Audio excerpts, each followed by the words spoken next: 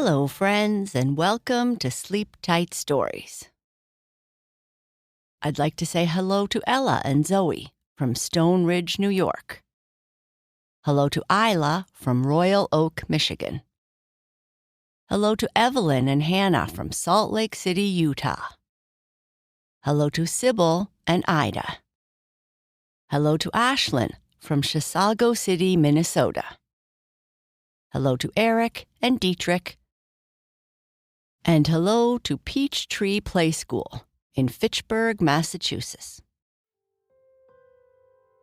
I'd like to say happy belated birthday to Sawyer and her new puppy Baylor from Greenville, South Carolina, who had a birthday December 4th. Happy belated birthday wishes from Mommy, Daddy, and the Kitty Princess to Mia Morales from Hacienda Heights, California, who turned 7 years old on December 4th. Happy birthday to Aslan, who is turning 6 on December 6th. Happy birthday to the twins, Madeline and Millie Menziesa from Sun Valley, Idaho, who are turning 7 on December 7th. Happy birthday to Janice from the UK, who is turning 7 on December 8th. Happy birthday to Arendira from Flowertown, Pennsylvania, who is turning 6 on December 9th. Happy birthday to Georgia from Oregon, who is turning 7 on December 10th. And happy birthday to Nayana from Bangalore, India, who is turning 9 on December 11th. Happy birthday to you all. I hope you have a wonderful day. Shoutouts and birthday wishes are one way we give thanks to our supporters. If you would like to support us and receive more bedtime entertainment like this, all ad-free, please visit our support page at sleeptightstories.org/support. Thank you.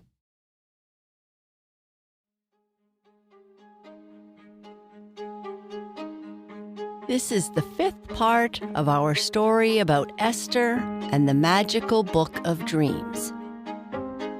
Esther is a very curious girl who is always daydreaming about heading off on an adventure. Shirewood, where she lives, is very boring for her, and she can't wait to go and explore the areas around her. Esther is reading a book that she found one day when she took a different path home. But she is afraid she is going to have to give it to her mother now, and she doesn't know what is going to happen when she does. The Magical Book of Dreams, Part 5.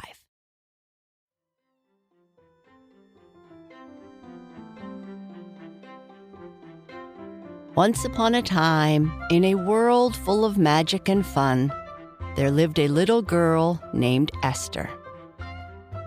She lived in a small village far from any castles, at the very edge of the known kingdom. They were surrounded by beautiful gardens, flowers, sparkling streams of water, and protected from the elements by moss-covered rocks and tall, towering trees. It was a wonderful and quiet place, far from the hustle and bustle of the mystical forest. Esther's small village was called Shirewood, and life there was slow by design. Whereas those of the mystical forest might talk of politics or philosophy, those of Shirewood were more interested in practical matters, like agriculture and preserving their old ways. They didn't have all the conveniences of the other villages, towns, or cities in the kingdom, and they were very protective of their way of life. Despite the lack of conveniences, they were very independent, and outsiders, though welcomed with open arms, were rare. What Shirewood was known for was as a gateway to what was once known as the unknown realm. The kingdom was huge, with vast plains, deserts, mountain ranges, forests, and seashores. But it was not all-encompassing. There were regions far afield that the kingdom traded with or heard about from those who loved to travel. But they were as mysterious to those in the kingdom as traveling to some far-off exotic place might be to us today. The most mysterious and the most dangerous was the place that Shirewood served as a gateway to. While many people used to travel through Shirewood in order to understand this place of mystery, the unknown realm holds as much mystique today as it did hundreds of years ago. The reason for this is quite simple. No one has ever returned from their expedition to explore the realm. And subsequent attempts to find these intrepid travelers failed as well. As the word spread of the travelers' fate, the number of people who traveled through this small village became less and less, until it became an idea for only the most restless adventurers. Despite the known dangers, many young people in Shirewood still dreamed of unraveling that mystery, and often, as was the case with Ester, dreamed of exploring the unknown realm. Ester was restless living and growing up in her hometown, something inherited perhaps from her father, who himself disappeared during an expedition. She dreamed not just of the unknown realm, but of all the places beyond the walls of Shirewood, the mystical forest, the towns and villages of the East, and those people who lived there. Ester was a good student, but she was prone to daydreaming, always looking out the window, thinking of what existed outside the confines of their village. Today was no exception, as her mind repeated over and over again the text that she had read the night before.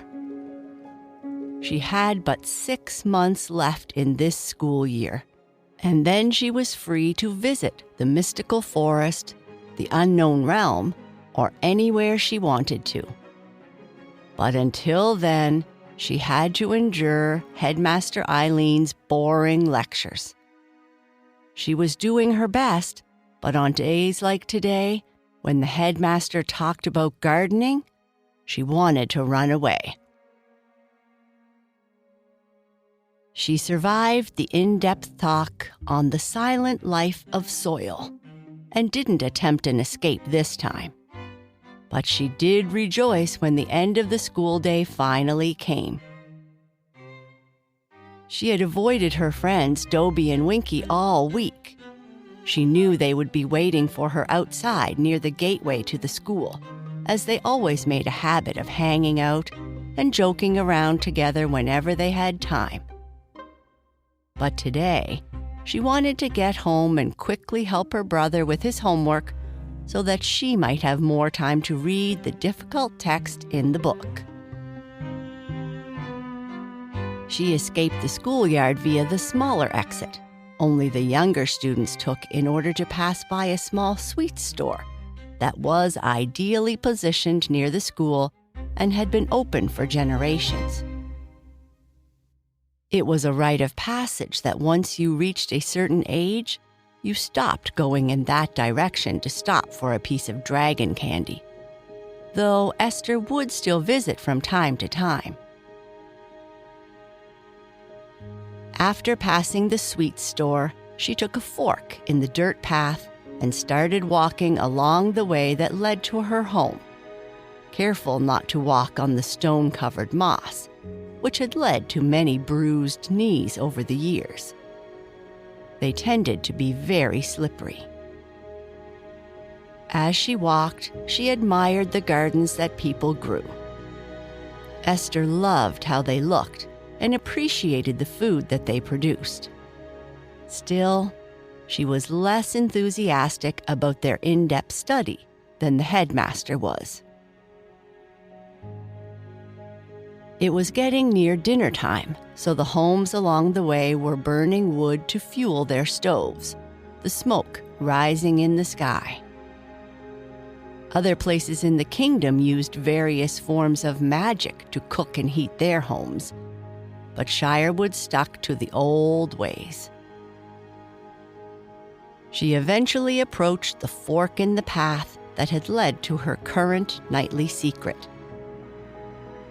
The direction to the left led to the part of the village where she lived, and the right was the path the explorers always took to leave the village to explore the unknown realm. It was still overgrown and hard to see. She went left this time, knowing that perhaps one day soon she would head down that path again. Ester quickly came to her small home at the edge of the village. Her mother was gathering laundry she had hung outside, including some of Esther's favorite clothes. People in Shirewood still washed all their clothes by hand, which Ester knew must be backward compared to what they did elsewhere in the kingdom, with all their magic. "You are home quickly," her mother said as Ester opened the gate to their yard. "Didn't you hang out with your friends today?" "Not today, Mother." "Well, your brother is a bit late today. No doubt he stopped at the sweets shop and will have ruined his dinner with all that dragon candy. And then he will wake us up in the middle of the night saying he is starving because he didn't eat enough at dinner," Ester replied. "I'd like you to quickly finish your chores and come in the house before he comes home. I have something I want to talk to you about," her mother said as she walked into their house with a basket full of laundry. Upon hearing that, Ester became overwhelmed with the feeling of dread. She didn't have much in the way of chores, just cleaning up some of the mess in the yard, but she wished she could stretch out the 10 minutes of work until it was time for bed. What could her mother want to talk about? Somehow she must know about the book, and now she would have to give it to her mother. Her mother would then give it to the headmaster or the village elders, and she would never get to read its contents again. After she finished her chores, she walked into the house, and her mother was standing in the kitchen waiting for her. "I would like to talk to you about that heavy thing you have been carrying around in your bag this past week," her mother said, indicating that she knew all about what Ester had been up to. "Okay," Ester replied. "I know you went down the path that all the travelers used to take. I knew from the very first day. I saw the stains on your mouth from eating the berries that only grow in that area. I've noticed you are up late every night and how distracted you have been lately. You always have been a daydreamer, but it has been much worse lately. Is there something you would like to share?" her mother asked. She could never lie to her mother, so it was time to tell her everything. "One day on my way home from school, I took the right fork instead of the left and followed the path to an old clearing where I suppose travelers would meet and rest before continuing on their way. When I was there, I found a leather-bound book. Well, more of a travel journal, full of a collection of stories and pictures." "Why did you feel it necessary to take that turn? You know most parents don't want our children to go down that path," her mother asked. "It's boring in Shirewood. I want to see the kingdom or see anything. I want to travel and experience more than what we are allowed in this small village. Going down that path was a brief escape, I guess. Her mother sighed. Oh, your father was much the same as you, never content, and couldn't appreciate what he had until he had something to compare it with. He traveled a lot, but always came home. That is, until he was bitten by the bug of the mystery of the unknown realm, her mother said with deep sadness in her eyes. Esther took the book out of her bag that she still carried on her back. This is the book I found in the clearing. It was dirty, but in remarkable condition, she said, as she handed the book to her mother. Esther's mother gently opened the book, leafing through its pages, looking at the complicated text and the many illustrations. This is quite old. I can't imagine it has been sitting where you might have found it for long. Someone must have left it out there, for what reason I don't know. Have you read it all yet? No, the handwriting and some of the language are quite difficult to read. But Mother, please don't take it away and give it to the headmaster or the village elders or burn it or... Burn it? Don't talk such nonsense, child. Books are sacred in this household. And as far as giving it to the elders or your headmaster, I don't see why we would want to do that. If this book proves to be of historical significance, we might share with those in the village who might gain from reading it. But I have no intent on giving it away. Esther visibly relaxed. This is what we are going to do. Every night, as part of your and your little brother's reading time, we will read this book together. That way, we can all benefit from its contents and discuss what it contains. There is no need for secrets. We will start tonight after dinner during our normal study and reading period. Just then, Esther's little brother walked in the door, dragging candy stains all over his mouth. What's everyone standing around for? And what's for dinner? I'm starving. And that's the end of this part. Good night. Sleep tight.